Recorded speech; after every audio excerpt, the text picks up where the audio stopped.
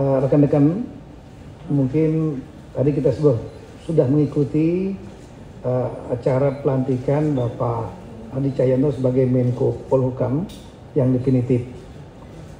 Dan dengan adanya pelantikan tersebut, maka tugas saya selaku PLT pelaksana tugas Menko Polhukam yang sudah saya jalani selama lebih kurang 19 hari semenjak Kepres keluar tanggal 2 Februari, itu berarti saya sudah menyelesaikan tugas tersebut dan menyerahkan kepada Menko Polhukam Bapak Hadi Cahyanto yang definitif. Dan selama 19 hari saya menjabat karena pejabat yang lama yaitu Prof. Dr. Mahfud MD mengundurkan diri, dan kemudian Bapak Presiden menunjuk saya sebagai PLT Menko Polhukam.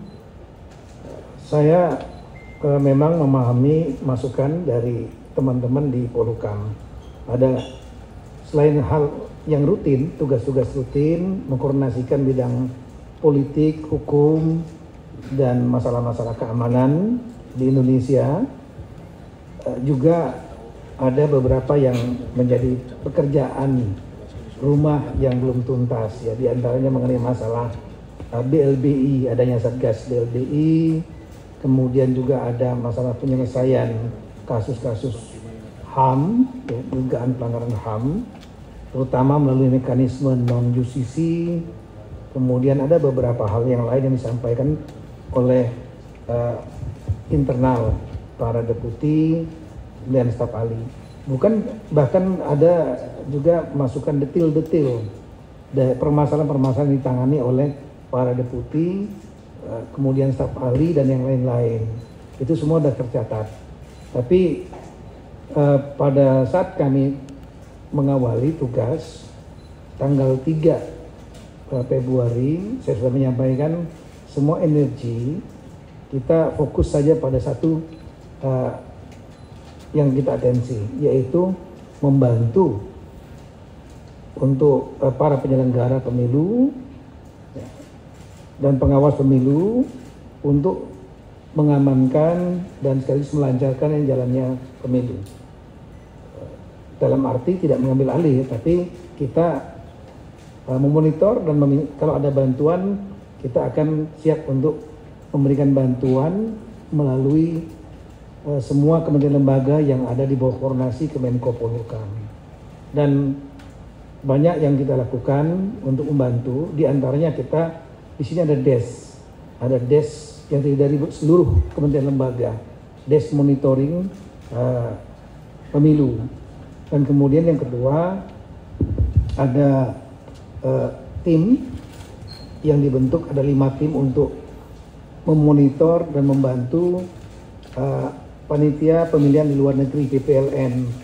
Ya, ada 196 negara, tapi kita fokus ke beberapa negara penting seperti Malaysia, Singapura, Taiwan, ya, kemudian Hong Kong dan Saudi Arabia, juga Australia.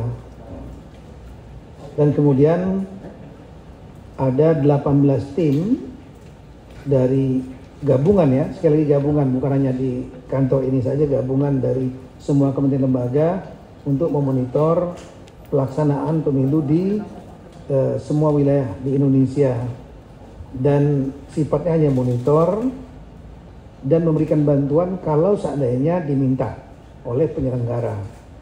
Di antaranya misalnya ada bencana banjir di Demak, kemudian secepatnya saya menghubungi PJ Gubernur Jawa Tengah untuk turun segera membantu KPU maupun yang korban terdampak. Kemudian juga kepada TNI Polri dan BPNPB, Badan Nasional Penanggulangan Bencana, yang segera bergerak ke Demak.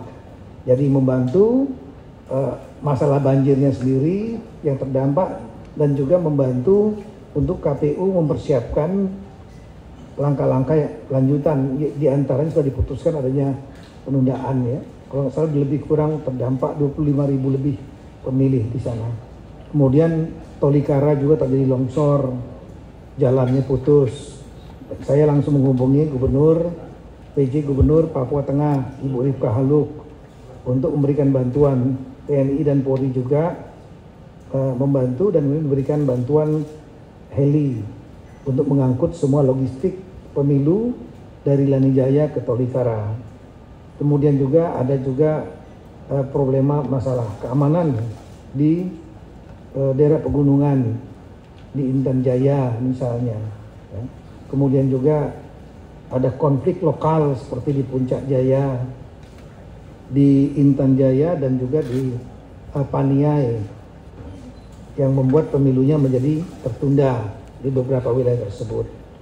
Nah, ini yang kita berikan dukungan juga termasuk ke daerah-daerah yang pulau yang berombak ya, besar, dibantu oleh teman-teman dari TNI AL. Kemudian logistik di daerah pedalaman juga dibantu dari Pemda, TNI dan Polri. Inilah yang bisa kita lakukan untuk melancarkan jalannya pemilu 14 Februari.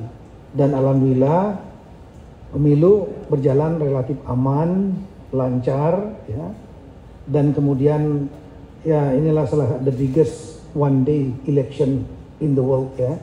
Adalah pemilu terbesar satu hari seluruh dunia. Saya sudah pernah menyampaikan bahwa tidak mudah memobilisasi masyarakat 200 juta lebih pemilih ya, dalam satu hari, lebih hampir 8 juta penyelenggara pemilu sampai dengan tingkat TPS ad hoc, dan kemudian hampir 800.000 pengawas pemilu, belum lagi pengamanannya, Polri dan TNI, serta anggota Linmas, Satpol PP, itu juga tidak mudah. Oleh karena itu, secara umum berjalan baik, aman, lancar. Kalau ada kekurangan di sana-sini seperti tadi, karena banjir, longsor, bencana alam ya, adanya konflik lokal, ada surat suara yang kemudian cacat misalnya, ataupun juga yang menjadi keluhan, ya, kita ada mekanisme penyelesaian, ada yang diselesaikan oleh KPU dan Bawaslu, tapi ada juga yang mungkin dilaporkan. Mekanisme penyelesaian ini saya kira perlu ditempuh melalui mekanisme hukum yang ada, baik ke Bawaslu, DKPP, ke MK dan lain. Tapi prinsip bahwa kita bersyukur pada Tuhan yang Maha Kuasa karena tidak mudah menyelenggarakan pemilu sebesar ini.